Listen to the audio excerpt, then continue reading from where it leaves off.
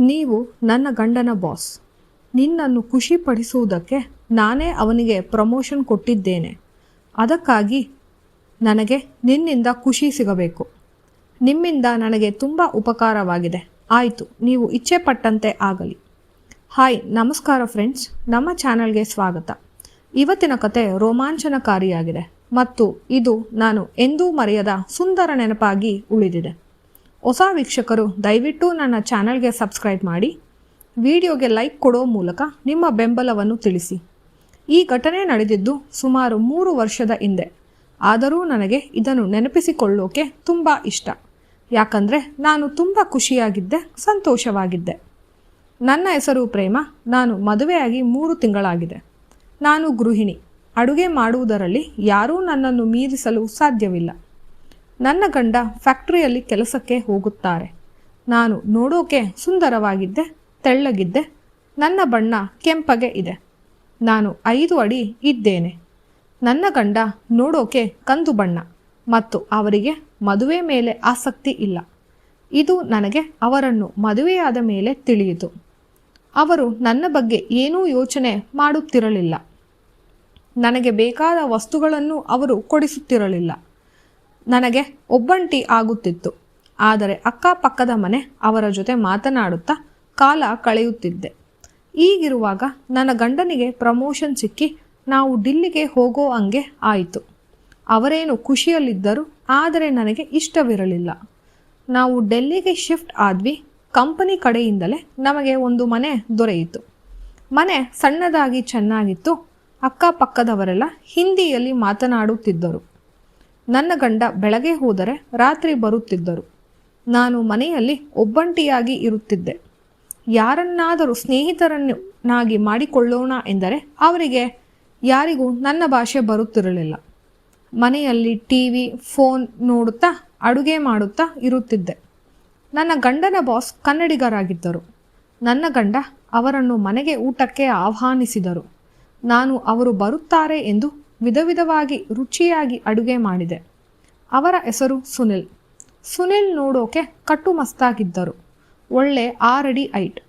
ನನಗೆ ಬರೋನು ನೋಡುತ್ತಿದ್ದಂತೆ ಅವರನ್ನು ಮೆಚ್ಚಿದೆ. ಅವರು ನನ್ನನ್ನು ನೋಡಿದಂತೆ ಒಂದು ಮುಗುಳ್ನಕ್ಕರು. ನಾವು 3 ಹರಟುತ್ತಾ ಕೂತೆವು. ಅಡುಗೆ ರೆಡಿ ಇದೆ, ಊಟ ಮಾಡೋಣ. ಅವರು, ನಾನು ನಿಮ್ಮ ಊಟಕ್ಕಾಗಿ ಕಾಯುತ್ತಿದ್ದೇನೆ. ನಿಮ್ಮ ಗಂಡನ ಲಂಚ್ ಬಾಕ್ಸ್ ನೋಡಿದರೆ ನನಗೆ ಹೊಟ್ಟೆ ಉರಿಯುತ್ತದೆ. ಇವತ್ತು ನಾನು ಹೊಟ್ಟೆ ತುಂಬ ತಿನ್ನುತ್ತೇನೆ ಎಂದು ತಮಾಷೆ ಮಾಡಿದರು. ಅವರಿಗೆ ನನ್ನ ಎಲ್ಲ ಅಡುಗೆ ತುಂಬ ಇಷ್ಟ ಆಯಿತು. ಇನ್ನೂ ಸ್ವಲ್ಪ ಬಡಿಸಿ ಎಂದು ಎಚ್ಚಗೆ ಹಾಕಿಕೊಂಡು ತಿಂದರು. ಕೆಲಸದಲ್ಲಿ ನನ್ನ ಗಂಡನನ್ನು ಹೊಗಳುತ್ತಿದ್ದರು. ಊಟ ಆದ ಮೇಲೆ ಸುನಿಲ್ ಮತ್ತು ನನ್ನ ಗಂಡ ಕುಡಿಯುವುದಕ್ಕೆ ಕೂತರು. ಸುಮಾರು ಹೊತ್ತಾಯಿತು. ಜೋರು ಮಳೆ ಬರಲು ಶುರುವಾಯಿತು. ಅವರು ಕುಡಿದಿದ್ದರಿಂದ ನಾನು ಅವರಿಗೆ ಹೇಳಿದೆ, ನೀವು ಗಾಡಿ ಓಡಿಸಬಾರದು. ನೀವು ಇಂದು ರಾತ್ರಿ ಇಲ್ಲೇ ಇರಿ. ಸುನಿಲ್ ಸಹಮತವನ್ನು ವ್ಯಕ್ತಪಡಿಸಿದರು. ನಾನು ಅವರಿಗೆ ಗೆಸ್ಟ್ ರೂಮ್ ತೋರಿಸಿ ಅವರಿಗೆ ಬೇಕಾದ ಬಟ್ಟೆಯನ್ನು ಕೊಟ್ಟೆ. ರಾತ್ರಿ ಎಲ್ಲರೂ ಮಲಗಿದ್ದೆವು. ನನಗೆ ರಾತ್ರಿ ನಿದ್ದೆ ಬರಲಿಲ್ಲ. ಬಂದು ಹಾಲ್ನಲ್ಲಿ ಕೂತಿದ್ದೆ. ಸುನಿಲ್ ಹೊಸ ಜಾಗದಲ್ಲಿ ನಿದ್ದೆ ಬರದೆ ಅವರು ಬಂದು ಹಾಲ್ನಲ್ಲಿಗೆ ಕೂತರು. ನಾವಿಬ್ಬರು ಹರಟುತ್ತಾ ಬೆಳಗಿನ ಜಾವದವರೆಗೂ ನಮ್ಮ ಜೀವನದ ಸುಖ ದುಃಖಗಳನ್ನು ಹಂಚಿಕೊಂಡೆವು. ಅವರ ಕಣ್ಣುಗಳಲ್ಲಿ ಆಕರ್ಷಣೆ ಇತ್ತು. ಅವರ ಮಾತಿನಲ್ಲಿ ಕಾಳಜಿ ಇತ್ತು. ನಾನು ಇಷ್ಟು ದಿನ ಪಡೆಯದ ಪ್ರೀತಿ ಕಾಳಜಿ ನನಗೆ ಕಾಣಿಸಿತು. ನಮ್ಮಿಬ್ಬರ ಮಧ್ಯ ಫೋನ್ ನಂಬರ್ ಎಕ್ಸ್ಚೇಂಜ್ ಆಯಿತು. ಮರುದಿನ ಅವರು ಹೊರಟು ಹೋದರು. ಆದರೆ ನಮ್ಮ ಮಾತು ಫೋನಿನಲ್ಲಿ ನಡೆಯುತ್ತಲೇ ಇತ್ತು. ಸುನಿಲ್ ಕೆಲಸದ ನಿಮಿತ್ತ 1 ವಾರ ಗುಜರಾತಿಗೆ ಹೋದರು. ಸುನಿಲ್ ನನಗೆ ಫೋನ್ ಮಾಡಿ, ನನಗೆ ನಿನ್ನ ಅಡುಗೆ ತಿನ್ನಬೇಕೆಂಬ ಆಸೆ ಇದೆ. ಇಂದು ಬರುತ್ತೇನೆ, ಚೆನ್ನಾಗಿ ಅಡುಗೆ ಮಾಡು ಎಂದು ತಿಳಿಸಿದರು. ನಾನು ಅವರಿಗೆ ಇಷ್ಟವಾದ ಎಲ್ಲ ಅಡುಗೆಗಳನ್ನು ಮಾಡಿ ಕಾಯುತ್ತಾ ಇದ್ದೆ. ಅವರು ಬಂದರು. ಅವರು ಬರುವಾಗ ನನಗಾಗಿ ಒಂದು ಉಡುಗೊರೆಯನ್ನು ತಂದರು. ಅವರು ಬಂಗಾರದ ಓಲೆಯನ್ನು ತಂದಿದ್ದರು. ನನಗೆ ಅದು ತುಂಬ ಇಷ್ಟವಾಯಿತು. Thank you Sunil.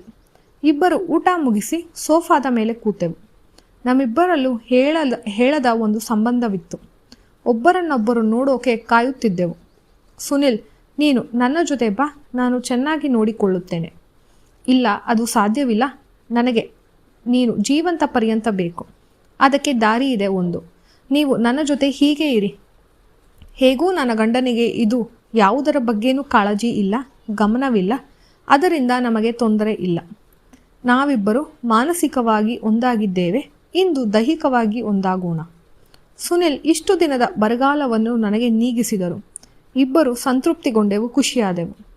ಸುನಿಲ್ ನನ್ನ ಗಂಡನನ್ನು ಬೇಕಂತಲೇ ಬೇರೆ ಊರಿಗೆ ಕೆಲಸದ ಮೇಲೆ ಕಳಿಸುತ್ತಿದ್ದರು. ಆಗ ಅವರು ನಮ್ಮ ಮನೆಗೆ ಬಂದು ಇರುತ್ತಿದ್ದರು. ಹೀಗೆ 2 ವರ್ಷ ಆಯಿತು. ನಮಗೆ ಅಲ್ಲಿಂದ ಬೇರೆ ಕಡೆ ಟ್ರಾನ್ಸ್ಫರ್ ಆಯಿತು. ನಾನು ಸುನಿಲ್ಗೆ, ನೀವು ಒಳ್ಳೆ ಮದುವೆ ಆಗಿ ನಿಮ್ಮನ್ನು ಮಿಸ್ ಮಾಡುತ್ತೇನೆ. ಹೊಸ ಊರಿಗೆ ಬಂದರೆ ಸುನಿಲ್ ನೆನಪು ನನಗೆ ಕಾಡುತ್ತಿತ್ತು. ನನ್ನ ಗಂಡನಿಗೆ ನಾನು ಬೇಜಾರಾಗಿದ್ದು ಗಮನಕ್ಕೆ ಬಂತು. ಅವರು ಬದಲಾದರು.